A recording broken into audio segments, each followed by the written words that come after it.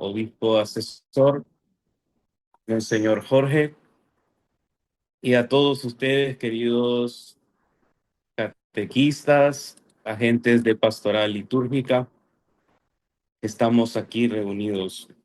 Veo que estamos 657 dispositivos conectados, así que es una gran alegría esta participación que estamos teniendo en esta formación nacional. Continuamos con la temática de los sacramentos de la iniciación cristiana y vamos ahora a ir viendo poco a poco, ¿verdad? Cada uno de los sacramentos en específico. Eh, Bautismo, confirmación y Eucaristía. Quisiera titular esta última ponencia del día de hoy, centrar la mente y el corazón en lo esencial. Hemos hecho un recorrido histórico el día de ayer sobre el orden de los sacramentos de la iniciación. Hemos tratado de resaltar, de redescubrir esa unidad inseparable, inquebrantable de los sacramentos de la iniciación. Por lo tanto, hoy quiero invitarles a que centremos la mente y nuestro corazón en lo esencial de estos sacramentos.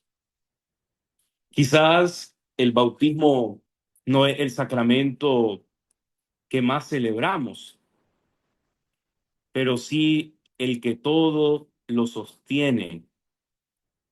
Si aquí fallamos, todo lo demás se tambalea. El día de ayer hablábamos, ¿verdad?, de poner los cimientos, de poner las bases.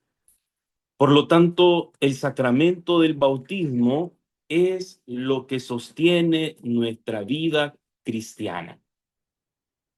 Podemos decir nosotros, ¿qué significa convertirnos? Vivir nuestro bautismo, vivir como hijos de Dios, vivir la filiación divina. Por lo tanto, el bautismo es la puerta de los sacramentos. Y en el tema introductorio del lunes yo le hacía referencia a lo que hemos tenido la oportunidad de ir a otros sitios o de iglesias muy antiguas. El baptisterio siempre se encontraba de frente a la puerta de entrada, donde, por ejemplo, en estas capillas en estas basílicas romanas, o en su defecto, ¿verdad? Se encontraba en la entrada. La capilla del bautismo o baptisterio está en la entrada, porque significa que el sacramento del bautismo es la puerta de los sacramentos. Es la puerta que nos abre el camino de la fe. Es el nacimiento a la vida nueva, incorporación real a Cristo y a la Iglesia. Por lo tanto, ¿qué no es el bautismo? Y esto es muy importante, ¿no? Porque hemos venido hablando de los riesgos pastorales en los sacramentos de la iniciación cristiana. ¿Qué no es el bautismo? Hemos dicho lo que es puerta de los sacramentos, es nacimiento a la vida nueva, es incorporación real a Cristo y a la iglesia. Y fíjense que en esta quisiera yo detenerme, esto es algo muy importante, incorporación real a Cristo y a la iglesia. ¿Y cómo se manifiesta esta incorporación? Cuando el bautismo se celebra en la comunidad. A veces, ciertamente, por cuestiones pastorales, pero a veces dice la gente, quiero un bautismo privado, quiero un bautismo especial, dice la gente, como que los demás, ¿verdad? Como que hubieran bautismos especiales y bautismos no especiales, o de mayor rango o menor rango, o, o, o de los pobres y de los ricos, ¿no? A veces podemos entrar, pero ahí estamos nosotros perdiendo esa dimensión de incorporación real a Cristo y a la iglesia. Por eso es muy importante en el sacramento del bautismo la dimensión comunitaria. Por eso es muy importante que el bautismo se celebre en la comunidad, porque la comunidad es la que te recibe. Ahí nosotros decimos, ¿verdad? Se va a acrecentar el número de los hijos de Dios. Entonces, esto es muy importante tener en claro que el bautismo nos incorpora a la iglesia. Por eso es importante la dimensión comunitaria del sacramento del bautismo. ¿Cuál es la definición clásica que nos da el catecismo de la Iglesia Católica en el numeral 1213 sobre el bautismo? El bautismo es el sacramento del nuevo nacimiento por el agua y la palabra. Por lo tanto, ¿cuáles son los efectos esenciales del bautismo? El primero es el perdón del pecado original. Y aquí viene siempre, lo decíamos también el otro día, ¿no? La pregunta, ¿por qué bautizamos a los niños pequeños? ¿Por qué? Bueno, porque hay un pecado original, que nacemos con él, que lo hemos heredado, que no viene por la edad. Luego, ciertamente, pues cuando crecemos, pues también vemos efectos desastrosos del pecado en nuestra vida, lo dice San Pablo, ¿no? El pecado es la muerte. Pero el bautismo nos da el perdón del pecado original y de los pecados personales, sí los hay. Por ejemplo, podemos pensar en un bautismo de adultos, ¿no? Pues no solamente va a borrar el pecado original, sino también los pecados que esta persona tenga hasta ese momento. Por eso es importante recordar que el bautismo da el perdón del pecado original, nuevo nacimiento como hijos de Dios. Y eso es lo que nosotros debemos recalcar y también tenerlo muy presente en nuestra vida cristiana. ¿Qué nos hace el bautismo? ¿Qué nos da el bautismo? Ser hijos de Dios. ¿Y qué significa ser cristianos? ¿Qué significa ser católicos? Vivir nuestro bautismo. Inserción en la iglesia. Fíjense que es muy importante. Vuelve a destacarse esa dimensión comunitaria. Carácter sacramental indeleble. Fíjense qué significa esto. Por eso solamente existe un bautismo. Y esto es innegociable, ¿verdad? Porque el bautismo impregna carácter, se le llama, ¿verdad? Es uno de los sacramentos que impregna carácter en el cristiano, indeleble. ¿Qué significa eso? Que es imborrable. Sos hijo de Dios para siempre, una vez que has sido bautizado. Pero es que no me preguntaron, pero es que estaba pequeño. O por ejemplo, cuando aquellas personas que tienen esa inquietud y van de una secta a otra secta y se bautizan otra vez y dice, ¿cuál es el bautismo que les vale? Pues el católico. Y hasta hace poco tiempo Yo me atrevería a decir que casi el 80-90% de los protestantes son católicos, porque fueron bautizados en la fe católica.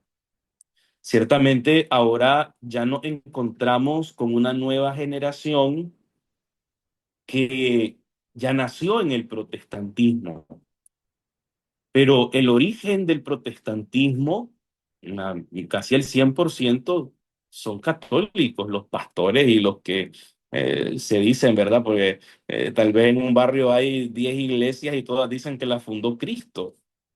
Entonces, pero su bautismo no se borra. Su bautismo es indeleble, es un sacramento que impregna carácter, ¿verdad? Por lo tanto, tiene un carácter sacramental indeleble.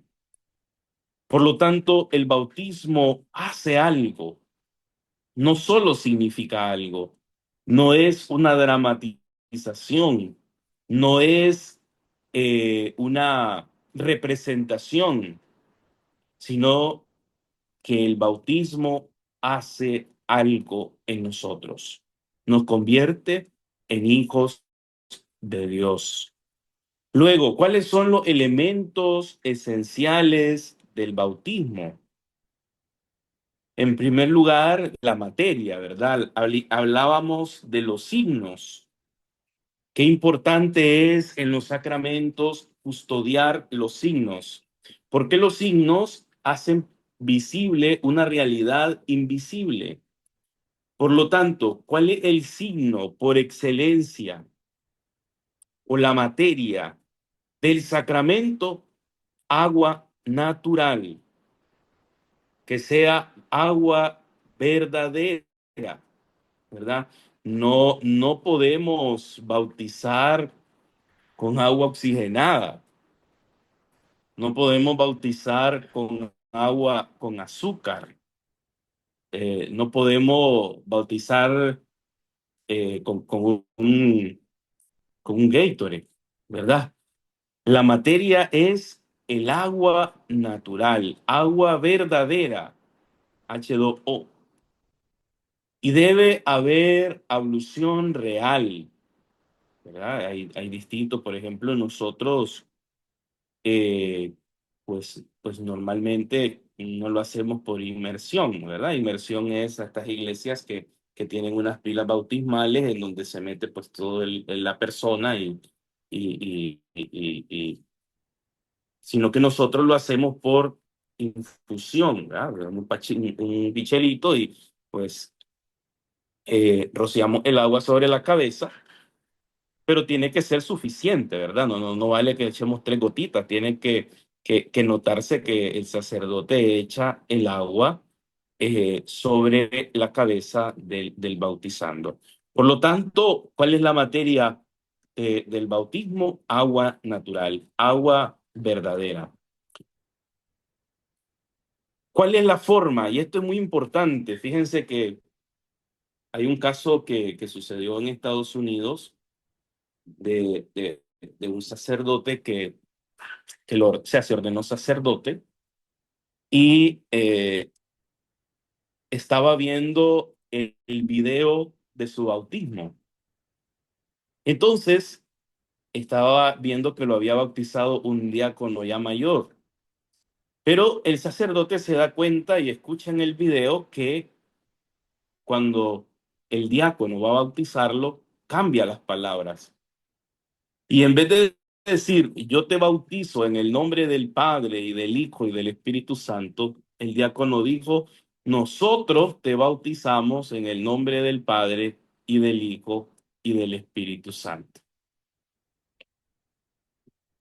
Conclusión, ¿qué se dio cuenta este sacerdote? Que no estaba bautizado, porque cambiaron la fórmula. Y no solamente que no estaba bautizado, sino que la primera comunión, la confirmación, la ordenación diaconal, la ordenación presbiteral no eran válidas porque no era bautizado.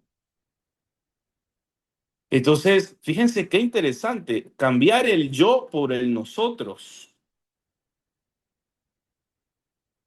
No, ya ahí no estás bautizado porque la forma es absolutamente inmutable. Es yo te bautizo en el nombre del Padre y del Hijo y del Espíritu Santo. No se puede decir nosotros te bautizamos. No se puede decir en el nombre de Dios Creador o yo te bautizo en el nombre de Dios Espíritu Santo. No, la fórmula inmutable del sacramento del bautismo es yo te bautizo en el nombre del Padre y del Hijo y del Espíritu Santo. Por lo tanto, el ministro, ¿verdad?, ordinario del sacramento del bautismo es, en primer lugar, el obispo, el presbítero y el diácono. Luego, aquí entra una salvedad. En peligro de muerte puede bautizar cualquiera, ¿verdad? Por ejemplo, imagínense que, no sé, ¿verdad?, llega en peligro de muerte, pues no puede llegar el sacerdote. Muchas veces las personas le dicen, te vamos a correr el agua del socorro, ¿verdad? El agua de la Virgen del Socorro. Pero lo que uno tiene que hacer es bautizarlo y decirle, ¿verdad? Yo te bautizo en el nombre del Padre y del Hijo y del Espíritu Santo. Y si ese niño pues sobrevive, luego llevarlo donde el sacerdote para que complete el rito. Pero qué importante en esto, ¿verdad? No significa que ahora van a andar bautizando a todo el mundo ustedes, ¿no? Es decir, la condición es en peligro de muerte, que no hay otra opción, que no puede llegar el sacerdote, que vivís en la montaña y pues no te queda de otra, ¿no? Exactamente, entonces, pues uno, normalmente entiendo yo que esa costumbre que escuchábamos de las personas mayores, vamos a correrle el agua de la Virgen del Socorro, era bautizarlo, su condición en caso de muerte, ¿no? Es decir, yo te bautizo en el nombre del Padre, del Hijo y del Espíritu Santo.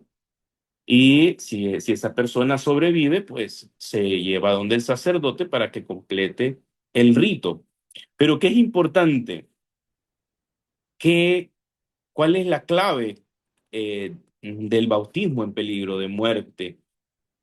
Es la intención de hacer lo que la iglesia hace, ¿verdad?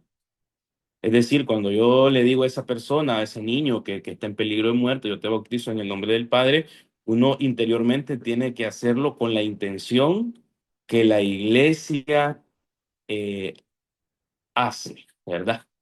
Entonces, eso es muy importante. Luego, pues ya vienen las otras partes del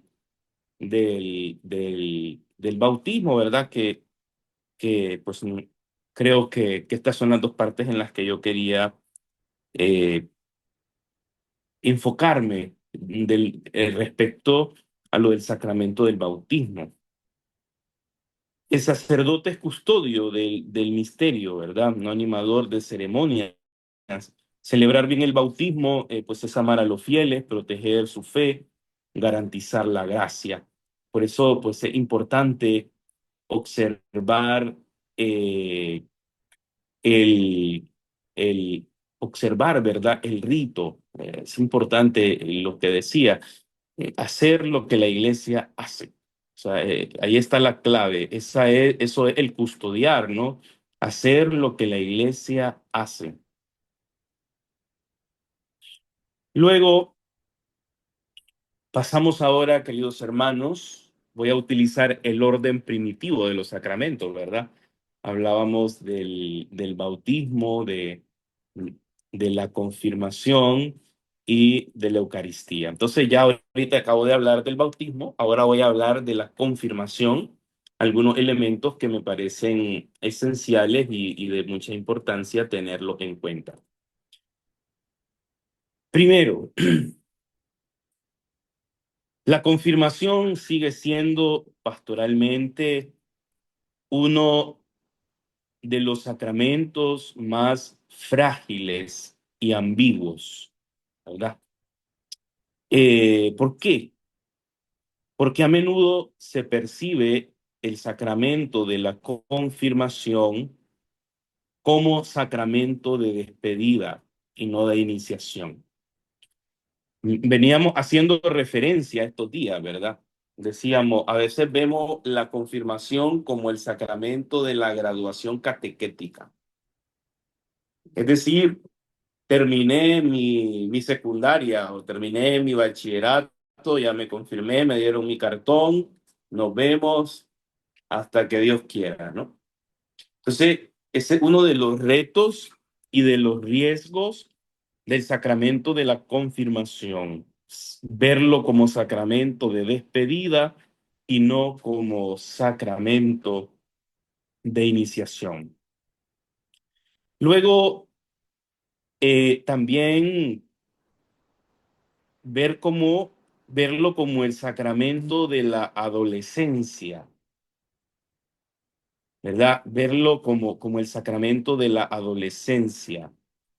¿A qué me refiero con esto? Perder la unidad del bautismo, la confirmación y la Eucaristía. Muchas veces verlo como que el bautismo es el sacramento de la, de la infancia, de cuando, ¿verdad? Del nacimiento, y luego es, ¿verdad?, ver la primera comunión como el sacramento del uso de razón entre los 8 o 9 años y ver el sacramento de la confirmación como el sacramento de la adolescencia, como tres bloques separados y no como una unidad, ¿verdad? No como una unidad estructural, una unidad sacramental. Entonces, decir que el sacramento de la confirmación es un sacramento, es el sacramento de la adolescencia, sería estar cayendo en un reduccionismo de los sacramentos de la iniciación. O a veces lo vemos como un requisito previo para padrinazgo o matrimonio, ¿verdad? Cuando quieren casarse, entonces ahí andan corriendo para confirmarse. Pero no quieren confirmarse porque quieran recibir el sacramento, sino porque quieren casarse. Es decir, ven el sacramento como un requisito y no como una acción salvífica de su vida.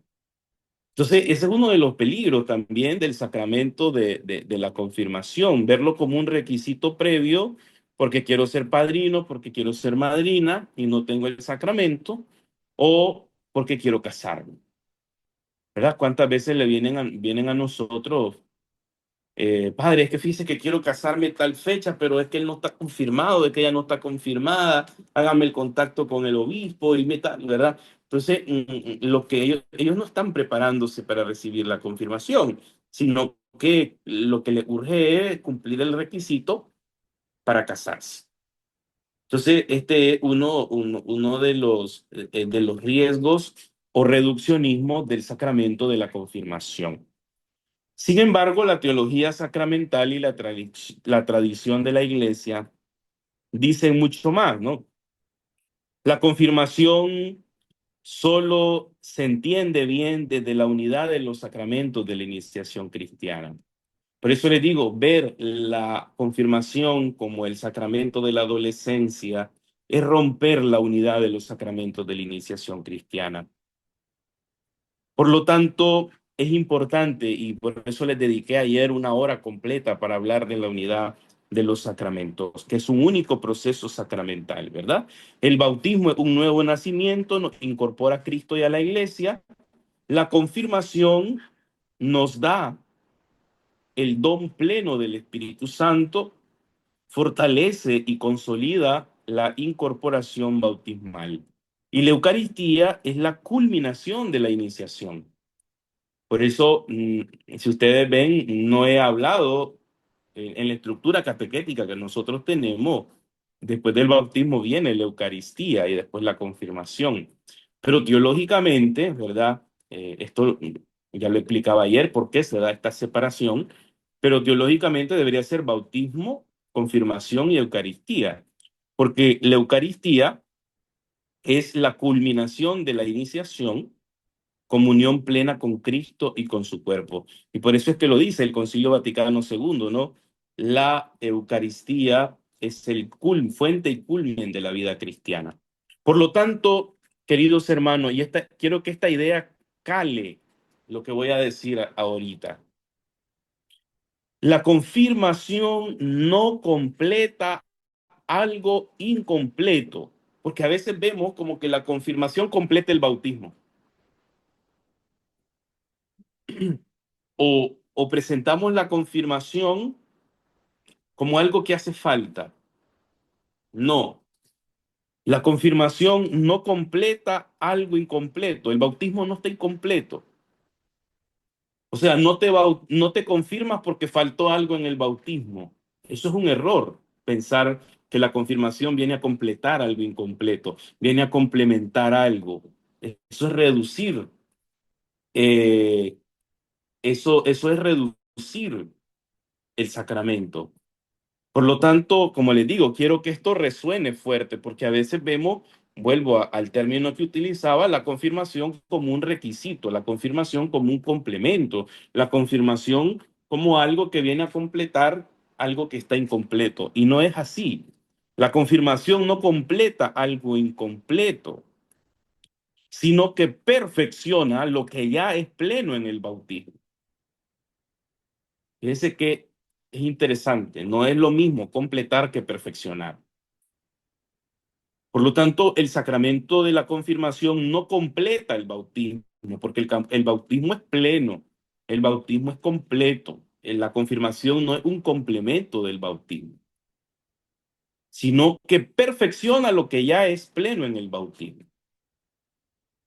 Y esto es muy importante entenderlo, ¿no? Que la confirmación perfecciona lo que ya es pleno en el bautismo. Pensar que la confirmación complementa el bautismo es, en primer lugar, pensar que el bautismo no es pleno y, en segundo lugar, reducir el sacramento de la confirmación a un complemento, y no es así. Por lo tanto, ¿qué hace el sacramento de la confirmación? En primer lugar, da el don del Espíritu Santo.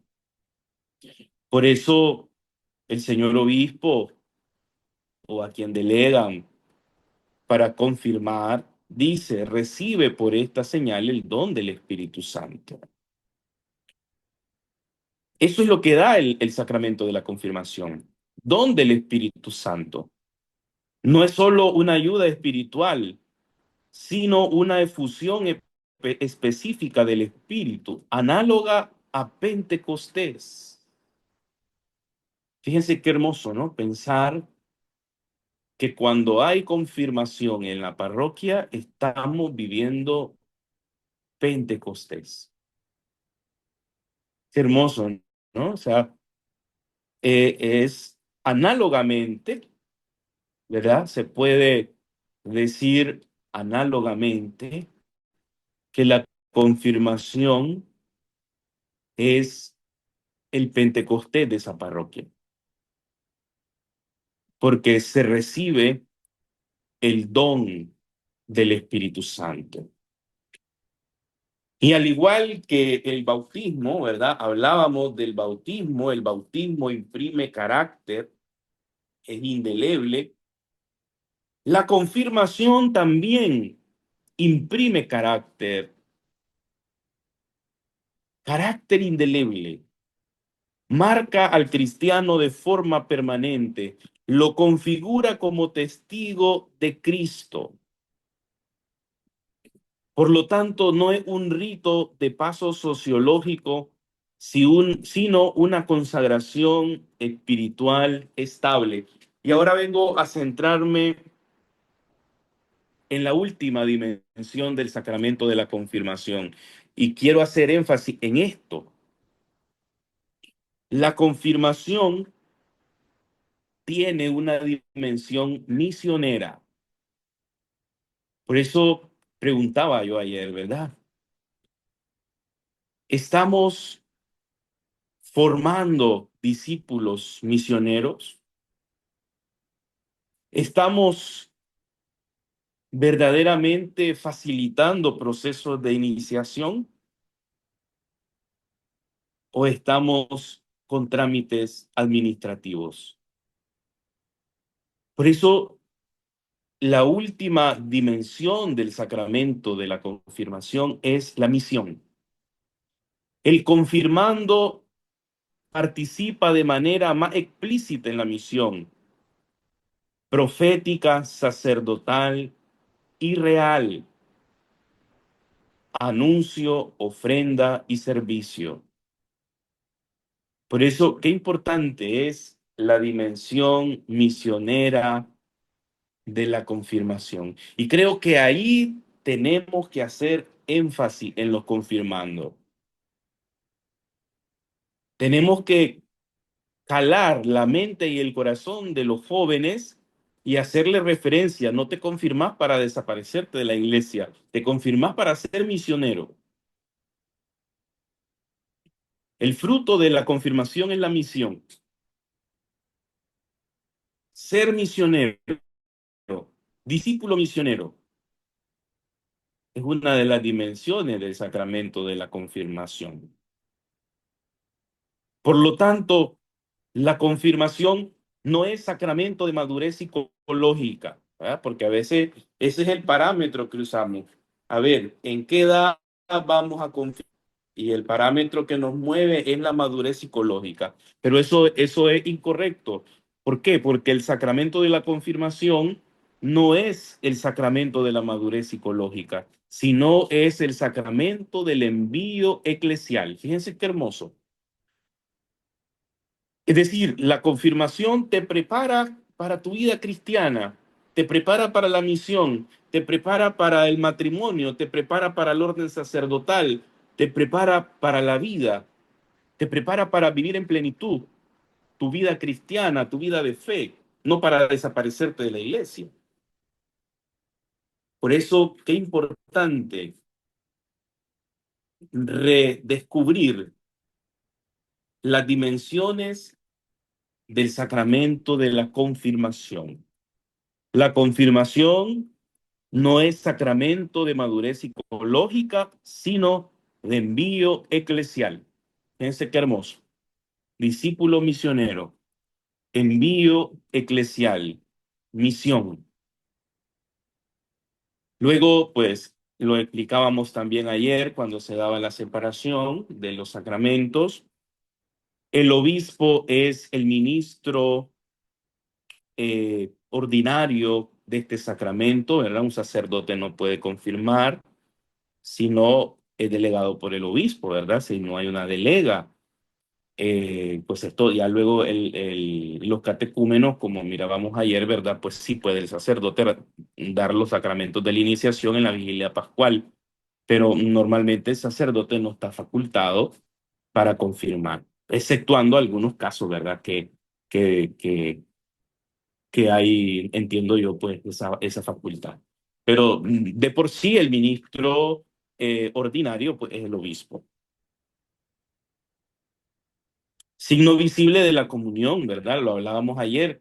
¿Por qué se reserva el sacramento de la confirmación al obispo? Porque significa comunión con la iglesia particular, que es la diócesis, comunión con la iglesia universal, con el Papa y la iglesia universal, y el vínculo de Pentecostés y sucesor de los apóstoles.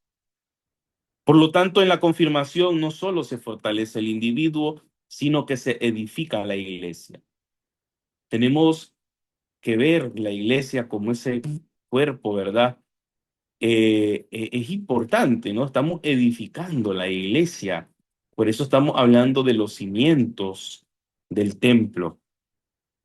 La materia es la unción con el santo crisma, ¿verdad? Consagrado por el obispo. La forma es esta frase que el obispo le dice al confirmando, recibe por esta señal el don del Espíritu Santo, que son palabras sobrias, densas, profundamente neumatológicas, ¿verdad? ¿Qué significa neumatológica? Pues hace neuma, hace referencia al espíritu, ¿verdad? Es decir, es una frase profundamente relacionada con el Espíritu Santo. Gestos fundamentales, imposición de las manos, unción en la frente, signo de la paz. Por lo tanto, pues es importante tener en cuenta estos elementos del sacramento de la confirmación y tenerlos en cuenta para cuando preparemos nuestra catequesis, ¿no? O sea, la finalidad no es fabricar confirmandos, es, ¿verdad?, crear discípulos misioneros. Esa es la clave para examinar nuestras catequesis.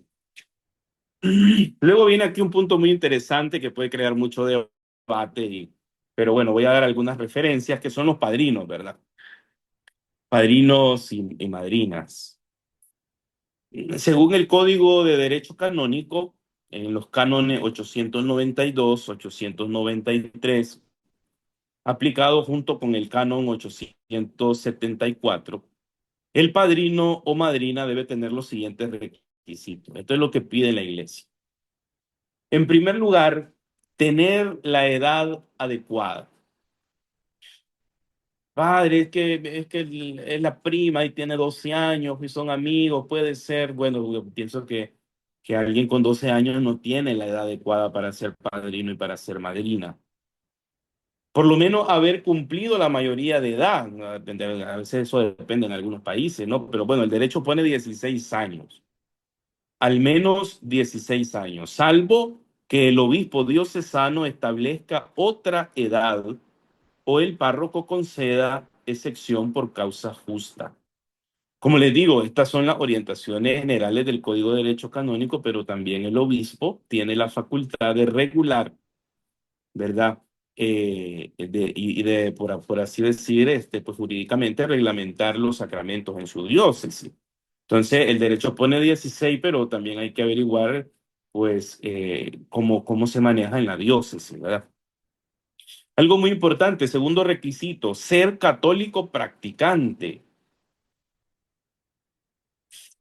Yo a veces digo, no, padre, es que mire, puede bautizármelo en sábado porque es que la madrina viene de los Estados Unidos y solamente puede ese día y que no se digo, y después se va y cuándo va a ver al ahijado, a la ahijada, pero bueno, es que a veces lo que importa es que el regalo va a venir en dólares y no en pesos. Y la motivación para buscar el padrino, para buscar la madrina, no es un acompañamiento en la fe, sino el regalo que le va a dar. Entonces, ser católico practicante. ¿Y qué significa ser católico practicante? Estar bautizado, confirmado y haber recibido la Eucaristía. Por eso le decía, ¿no? Que a veces vemos la confirmación como un sacramento de requisito. Es que voy a ser madrina, confírmeme, ¿verdad? Es que voy a ser padrino, confírmeme, porque no tengo los sacramentos de la iniciación. Llevar una vida congruente con la fe y con la misión que va a asumir, ¿verdad? Esto implica, ¿qué significa llevar una vida congruente con la fe y con la misión? Participación habitual en la vida sacramental. Yo me he dado cuenta de algo, por ejemplo, yo ahora que bautizo, le pregunto el nombre a la madrina o al padrino, porque me he dado cuenta que ni siquiera saben el nombre del ahijado o la ahijada. ¡Qué vergüenza! El otro día estaba bautizando y le pregunto al padre, bueno, aparte de que ahora ponen unos nombres todos raros, unos nombres que no sabemos de dónde los sacan de tantas novelas turcas del Canal 10 que viven viendo ustedes, ¿verdad? Ya no ponen nombres cristianos, ¿ah? Ponen unos nombres que hasta malas palabras pueden significar en otro idioma. Entonces, eh, ¿qué pasa ahí, verdad? Nos encontramos que estamos buscando a un padrino, a una madrina que no va a misa, que no comulga, que no se confiesa, que ni siquiera sabe el nombre del ahijado, que ni siquiera sabe el nombre de la ahijada. Y dice uno, ¿y cómo lo va a acompañar en la fe si ni siquiera sabe cómo se llama? Entonces, ¿verdad? Para mí ha sido muy interesante ese descubrir a ver, ¿qué nombre habéis elegido para este niño? Y no se lo pregunto al papá o la mamá, lo pregunto al padrino y a la madrina, porque es una vergüenza que ni siquiera sepan cómo se llaman sus ahijados. Disculpe que lo hable con tanta claridad, pero es verdad. Si está casado, que su matrimonio sea canónico. Si es soltero, que su estilo de vida sea coherente con la moral cristiana. Capacidad de intención, ¿verdad? Eso pide la iglesia. ¿Qué es la capacidad de intención? Tener intención real de ejercer el oficio de padrino o madrina. Muchos vienen como florero. En primer lugar, ni saben qué responder. En segundo lugar, no saben lo que es ser padrino o madrina más que para la foto. Por lo tanto, tienen que tener la intención de ser padrino o madrina. Tienen que saber lo que significa eso. Porque entonces, o sea, ¿para qué buscar una madrina que no sabe qué es ser madrina? ¿Para qué buscar un padrino que no sabe qué es ser padrino? ¿Para que te salga en la foto? Bueno, ahora con inteligencia artificial los podés añadir sin necesidad que vengan, ¿no? Pero nos encontramos con eso, ¿no? Que ni siquiera tienen la intención de ser padrinos, que ni siquiera tienen la intención ni siquiera saben, pues. Dice una ahí, yo no conozco a mi madrina, imagínate. Eh, no ser solo una figura simbólico eh, o de adorno, ¿no? No estar impedido canónicamente. Esto significa no estar afectado por pena canónica legítimamente impuesta o declarada, ¿verdad? Pues ahí ya hay distintas situaciones de vida. Yo aquí digo lo que dice el derecho canónico, ¿verdad? Ya la aplicación pastoral no me compete a mí. ¿Quién no puede ser padrino, verdad? Aquí estamos diciendo cuáles son los requisitos para ser padrino. Voy a decir quiénes no pueden ser padrino de confirmación, ¿verdad? Ahí no analógicamente lo podemos. Otra cosa muy importante, ¿no? Se pide que el padrino de confirmación sea el padrino de bautismo. Fíjense qué interesante eso, ¿no? Que el padrino de confirmación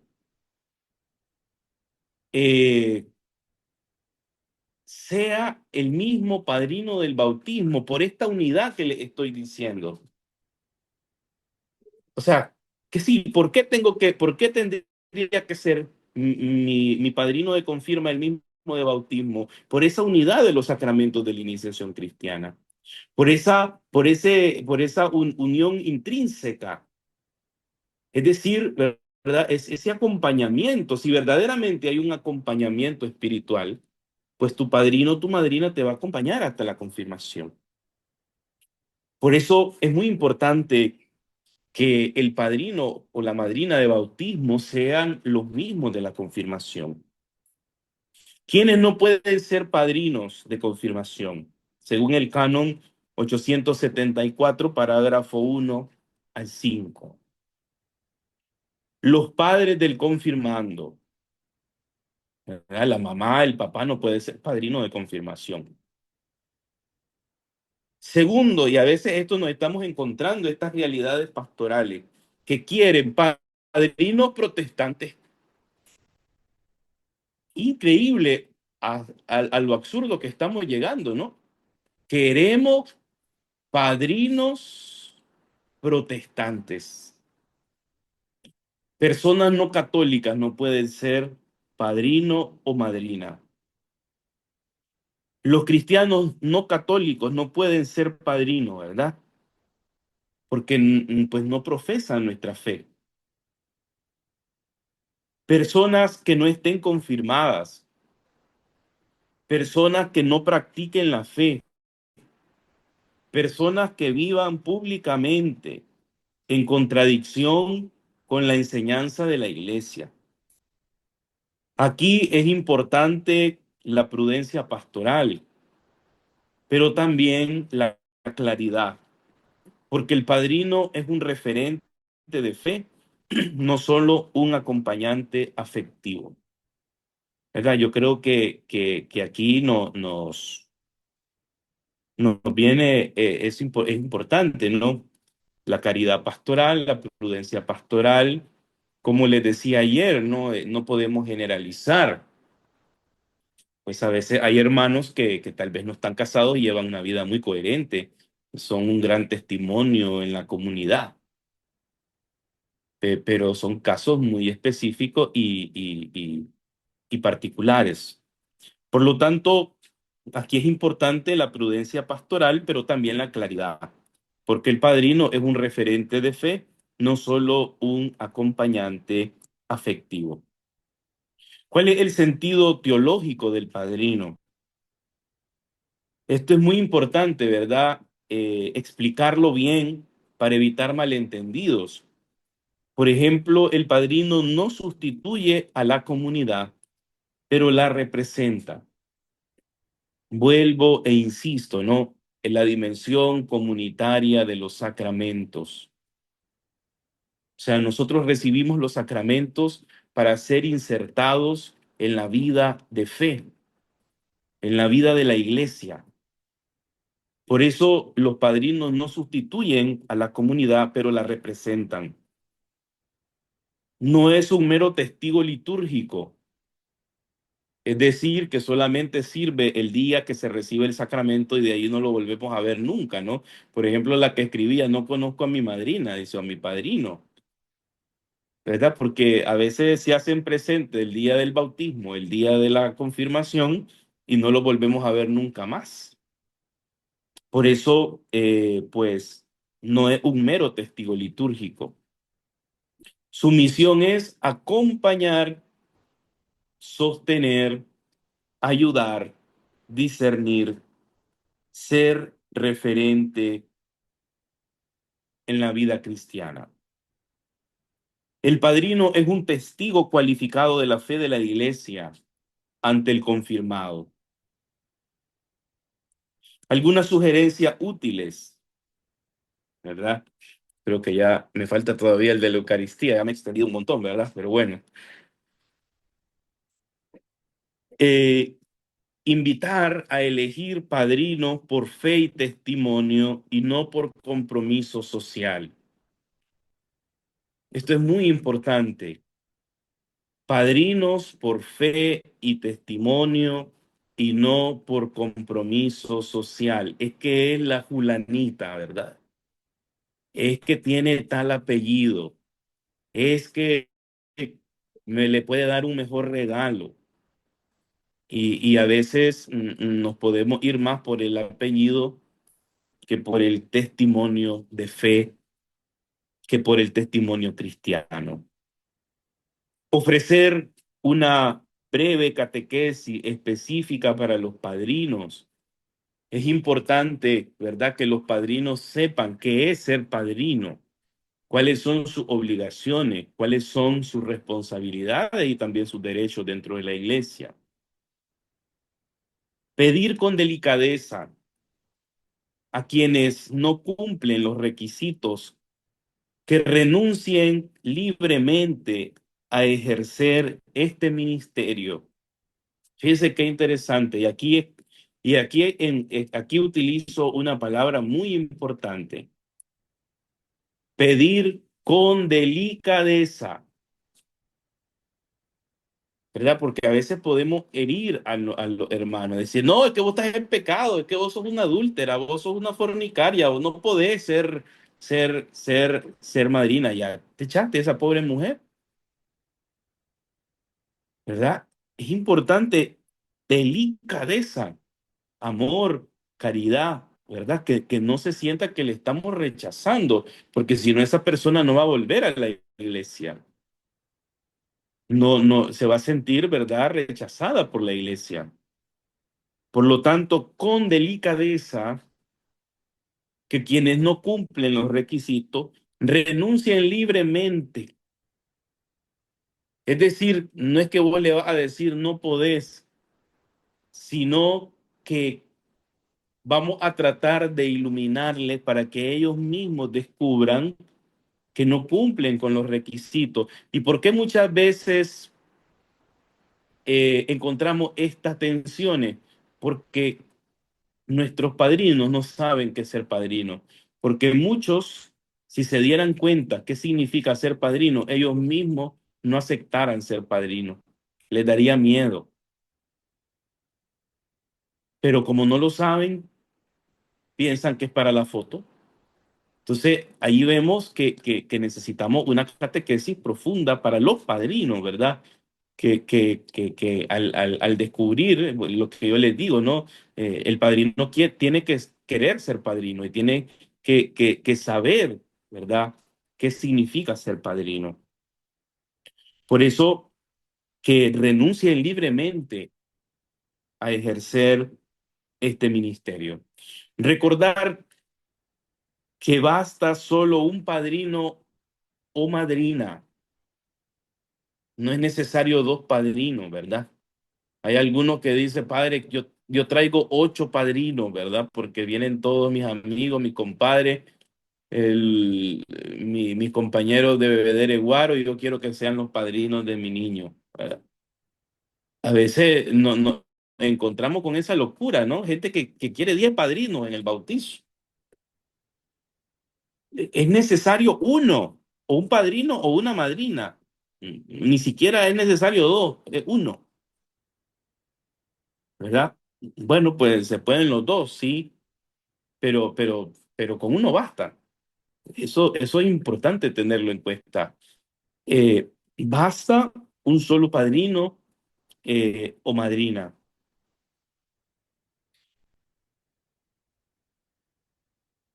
Bueno, esto quería yo, ¿verdad? Hacer referencia en cuanto al sacramento de la confirmación y también en cuanto eh, a los padrinos, ¿verdad? Porque estas preguntas han venido ahí resonando durante estos días y pues yo como les digo, aquí es lo que la iglesia nos pide.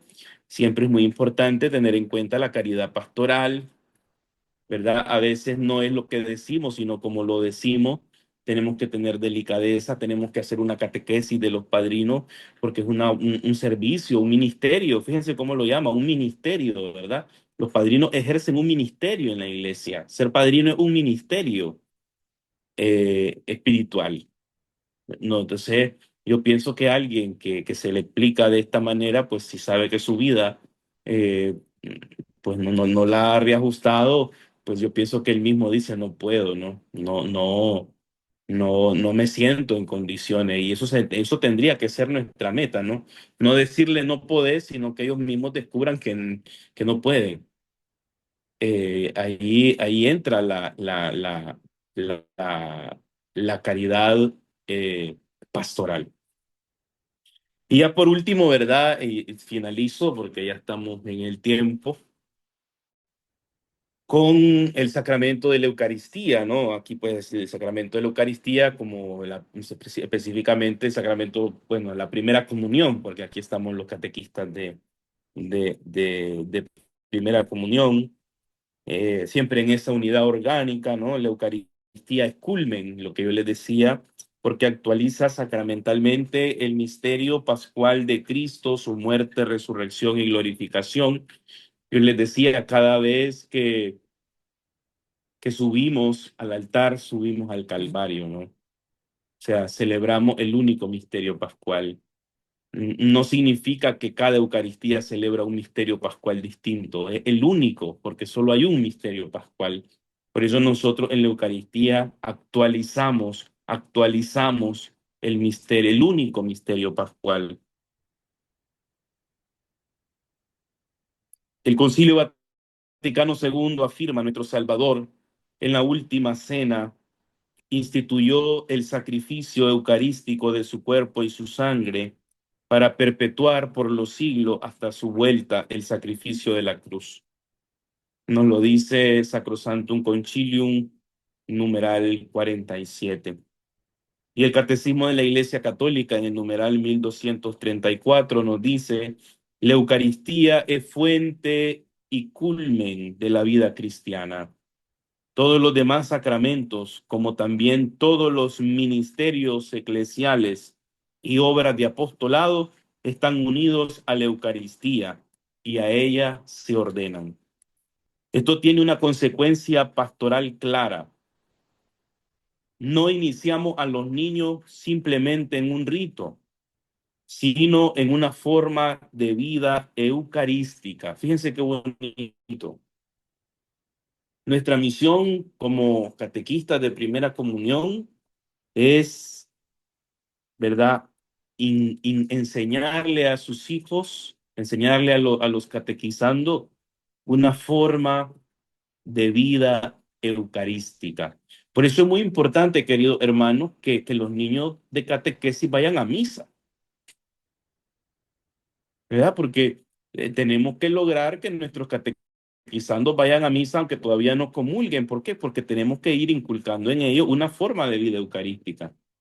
Si no logramos que lleguen mientras están en el catecismo, imagínense cuando ya la dan y no tienen obligación. Es más difícil. Por eso tenemos que hay por ejemplo, aquí en la diócesis tenemos los boletines, ¿verdad? En donde el sacerdote le firma a los niños que vienen a misa su asistencia. Una manera de motivar la participación. ¿Por qué? Porque tenemos que no solamente que se aprendan el Padre Nuestro, el Ave María, las obras de misericordia, los mandamientos, que no, que sepan qué es la Eucaristía. Tenemos que introducirlo en una forma de vida eucarística. ¿Y cómo vamos a introducirlo en una forma de vida eucarística? Enseñándole a participar de la Eucaristía.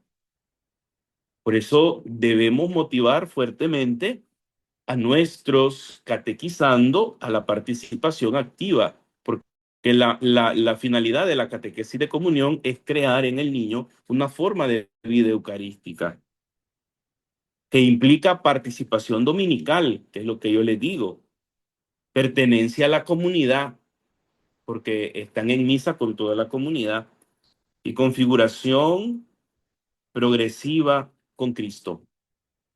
Cuando un niño recibe por primera vez la Eucaristía, no recibe algo distinto de lo que recibe un adulto.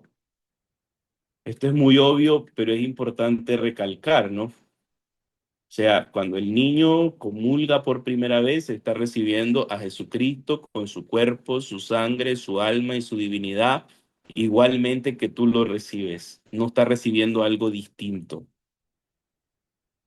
No, no es un Jesús preparado para la primera comunión. Es Jesucristo con su cuerpo, su sangre, su alma y su divinidad. Recibe al mismo Cristo y por lo tanto debemos procurar que el niño sepa que recibe al mismo Cristo. Yo le hacía referencia, ¿verdad? A veces vemos en las primeras comuniones, tenemos 100 chavalos que van a recibir la primera comunión y todo a la hora de, entonces todos están más pendientes de encender la vela y del libro y de la foto que de la Eucaristía. Y a veces cuando van a recibir la comunión se nos arma un molote y estamos pendientes que la que lleva la vela de atrás no le agarre fuego el velo de la que va adelante. Y entonces al final el catequizando llega y no sabe ni qué está recibiendo ni que tiene que responder amén, pues. Entonces es muy importante todo esto, ¿no? De la preparación, por eso es importante también con los niños practicar la Eucaristía antes de recibirla. Eh, cuando van a estar de rodillas, qué se debe contestar. Pero ¿cómo se va a lograr esto? No practicando un día antes de la misa, es introduciéndolo en una forma de vida eucarística. Si el niño va a misa, por lo menos el domingo, el niño ya sabe lo que pasa en la misa. El niño ya sabe lo que se contesta en la misa. El niño ya sabe cuándo va a comulgar. Pero si el niño va a catecismo y no va a misa, el día que llega a la misa es un extraño, ¿no? No sabe qué hacer. Por eso, qué importante es crear una forma de vida eucarística. Esa tiene que ser una de las metas, ¿verdad? En el Santísimo Sacramento de la Eucaristía, ya lo decía, ¿no? Pues está el cuerpo, la sangre, el alma y la divinidad de Cristo. Esto nos recuerda que la Eucaristía no es solo algo que se entiende, sino un misterio en el que se entra y que educa desde dentro al creyente. Por eso la primera comunión no debe ser presentada como una meta alcanzada, sino como un inicio real de la vida sacramental plena, que pide continuidad, acompañamiento y comunión. Cuestiones litúrgicas, pastorales, ya con esto finalizo, ¿verdad? ¿Qué deben llevar los niños en la primera comunión, ¿verdad? Aquí, no, pero aquí puede ser polémica, aquí vienen las tradiciones, vienen como lo visto, como lo pongo, ahí yo no me meto. Pero, por ejemplo, ¿deben llevar los niños vela en la primera comunión? Pues no, no es necesario ni propio del rito eucarístico, ¿verdad? Porque a veces el niño piensa que lo importante es llevar la vela y si no lleva la vela no recibió, ¿verdad? Pues no, la vela no, la vela es un anexo nuestro, ¿verdad? Y a veces en situaciones de extrema pobreza dicen que no tengo para alistar al niño en la primera comunión, pues si que lo vas a alistar, puede ir con la ropa con el uniforme que va a la escuela, con la ropa que se pone diario, no necesita ir de blanco, no necesita llevar una vela, no necesita llevar un libro para poder recibir la primera comunión. Por lo tanto, no es necesario ni propio del rito eucarístico. Y con esto no estoy diciendo que quiten las velas y que quiten, no me estoy metiendo en problemas, ni diciéndole que es malo, no. Simple y sencillamente que no forman parte del rito, ¿verdad? Eh, que ya si lo llevamos o no, bueno, eso son tradiciones, costumbres, y cada parroquia a veces lo visten del santo de la parroquia, los visten de monjita, de fraile, de verdad. Eso es opción de cada comunidad parroquial. Porque, por ejemplo, la vela encendida es un signo del bautismo, ¿verdad? Más que de la primera comunión, donde expresa la iluminación por Cristo, luz del mundo.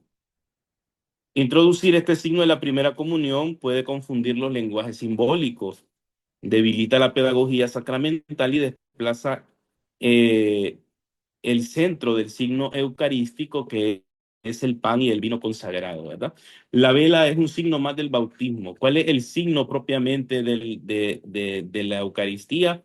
El pan y el vino consagrado, ¿verdad? La instrucción general del misal romano insiste en la sobriedad y claridad de los signos para que el misterio celebrado resplandezca con verdad, ¿verdad? Esto nos lo dice la instrucción general del misal romano en el numeral 42. Por tanto, es importante, pastoralmente es preferible evitar elementos añadidos, cuidar el gesto de la procesión y de la comunión, centrar la atención en el encuentro sacramental con Cristo. Debe llevar un librito en la mano, ¿verdad? El otro elemento que a veces lleva, pues tampoco es necesario y en muchos casos no es recomendable, porque la comunión no es un acto de recepción, no es un acto de lectura. El cuerpo mismo expresa lo que sucede sacramentalmente. Por eso es importante, ¿verdad? En la Eucaristía, manos abiertas para recibir un don que no se produce, sino que se acoge. Desde el punto de vista pedagógico y litúrgico, entre menos objetos, pues eso ayuda a una mayor concentración en el signo sacramental. Se evita convertir la comunión en un acto mecánico o distraído. Los materiales catequéticos pueden ser muy útiles antes o después, pero no deben inferir en el gesto central del sacramento. ¿Deben confesarse antes de la primera comunión? Pues la respuesta es sí. Y es una respuesta inequívoca, ¿verdad? Sí deben confesarse. Eso es, el Código de Derecho Canónico establece, para que un niño pueda recibir la Santísima Eucaristía por primera vez, se requiere que tenga suficiente conocimiento y una preparación cuidadosa, de modo que comprenda el misterio de Cristo según su capacidad y pueda recibir el cuerpo del Señor con fe y devoción. Y la praxis constante de la Iglesia ha unido esta preparación a la primera confesión, ¿ya? Que no solamente el niño recibe su primera comunión, sino que también recibe su primera confesión. ¿Por qué? Para que pueda recibir el cuerpo de Cristo con fe y devoción. Un saludo al padre Norvin, me reclamó ayer que no lo saludé, padre, lo veo ahí que está levantando la mano. Díganos, padre, buenas noches.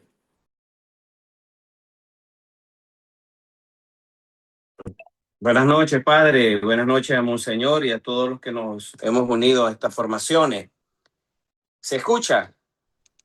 Sí, lo escuchamos, padre, Muy muy bien, bien. padre.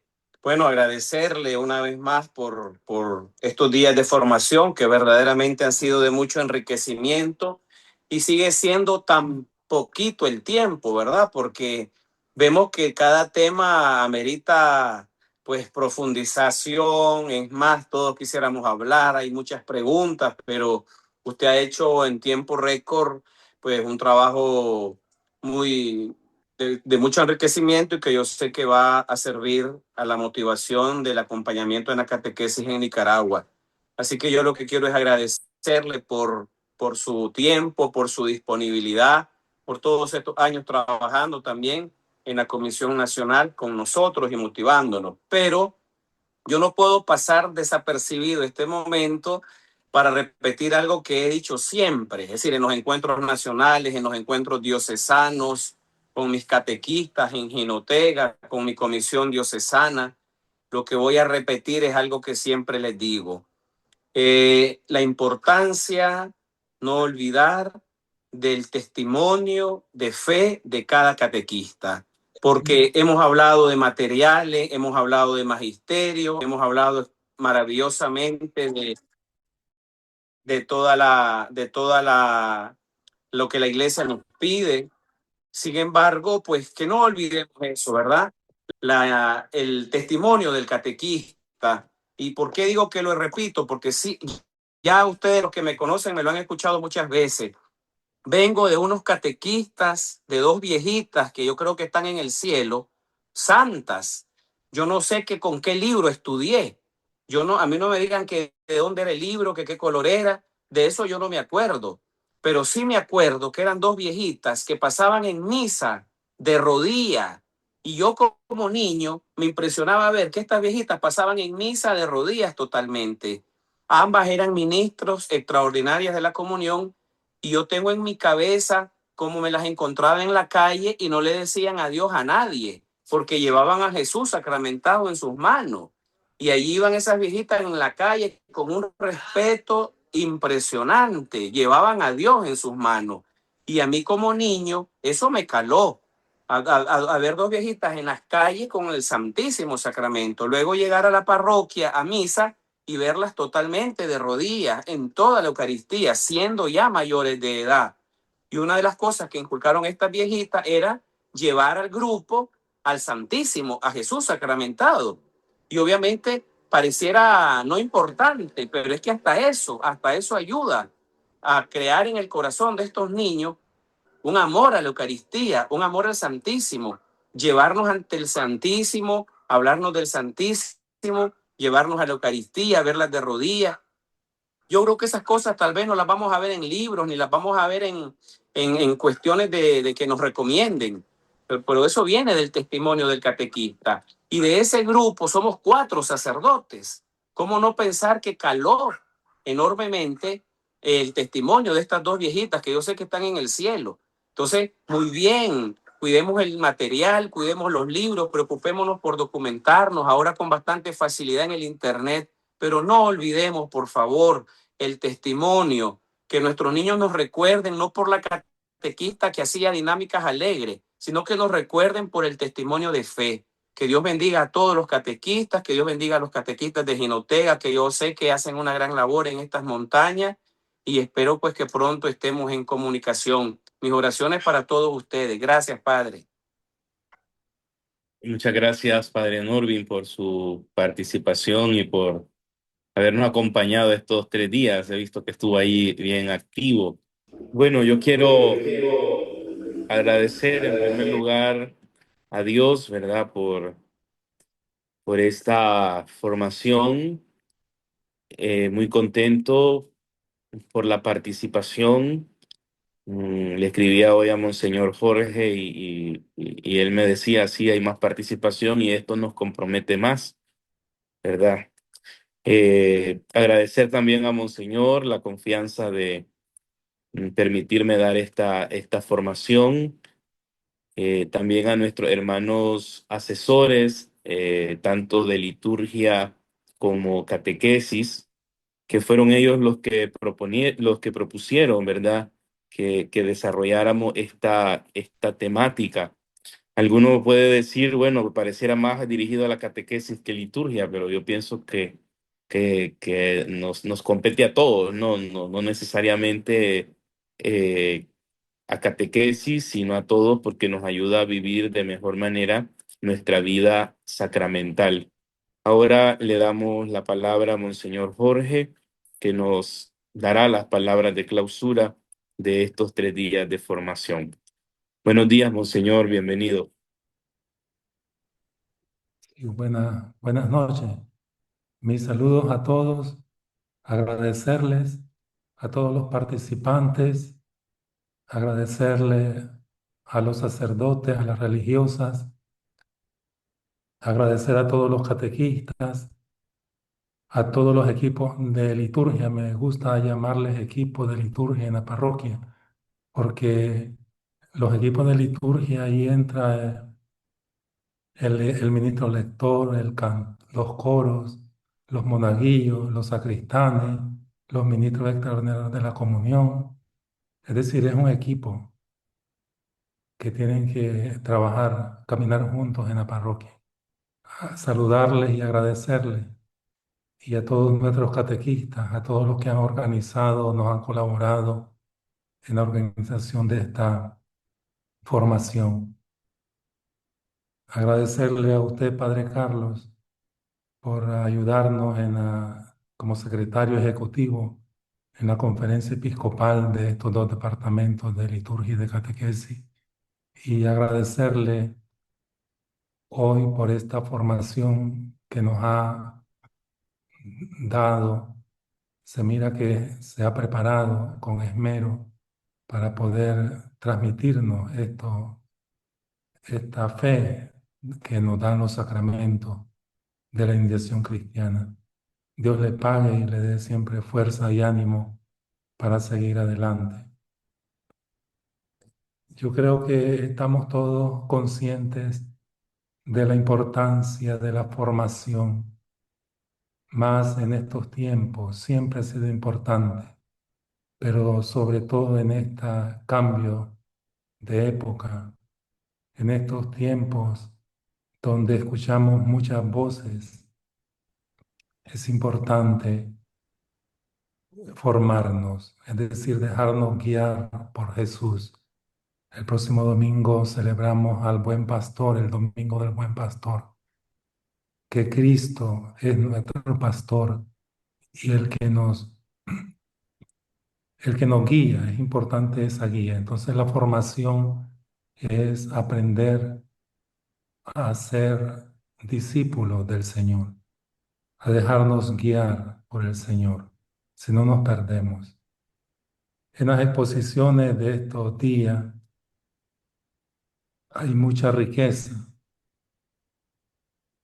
Algo que se ha dicho y ha quedado muy claro es que los sacramentos son siempre eficaces porque es Cristo el que los realiza, es Cristo el que está presente.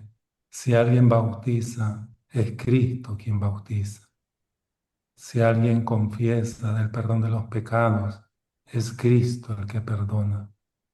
Si alguien celebra la Eucaristía, es Cristo el que se hace presente.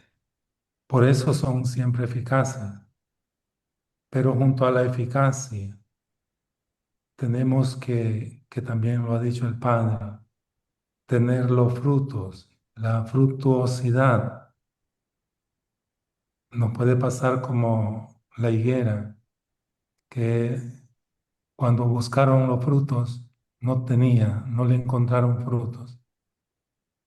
Entonces dicen los viñadores al dueño de la viña: dale un tiempo más, la vamos a porcar, la vamos a abonar, la vamos a regar, la vamos a cuidar, la vamos a mimar, para ver si el próximo año da fruto. Nosotros podemos recibir los sacramentos, el cuidado de Dios, el amor, la misericordioso de Dios, el cuidado de la iglesia, pero puede ser que encuentre solo frutos amargos en nosotros el Señor. Entonces la eficacia está siempre porque Cristo siempre está presente, pero la fructuosidad tiene que entrar nuestra voluntad, nuestro pensamiento, nuestro deseo, nuestra opción de convertirnos al Señor. Por eso les decía que la formación nos hace misioneros, nos hace dar frutos. Si no encuentra frutos de la misión, el sacramento se ha quedado sin dar ese fruto. Tiene que dar el fruto de la unidad, tiene que haber el fruto de la sinodalidad. Los sacramentos, la formación nos deben ayudar a caminar juntos.